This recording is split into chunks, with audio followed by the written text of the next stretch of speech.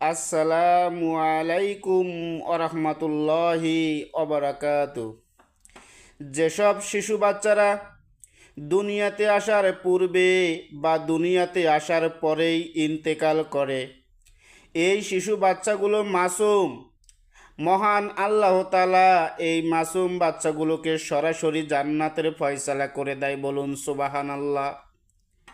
কাল কিয়ামতের দিন মুসিবতের সময় এই শিশুর বাবা মা যদি কোনো বিপদে পড়ে, জাহান্নামী হয়, এই শিশু আল্লাহর কাছে ফরিয়াদ জানায়, ও আল্লাহ, এই মা 10 মাস 10 দিন গর্ভে রেখে যেই কষ্ট করেছে গো আল্লাহ, আজকে এই মা আমার চোখের সামনে জাহান্নামের আগুনে পুড়বে। আল্লাহ, আমি এটা সহ্য করতে পারবো না। আল্লাহ মেহেরবানি করে আল্লাহ আমার মা বাবাকে আল্লাহ জান্নাতের ফয়সালা করে দাও, বলুন সুবহানাল্লাহ।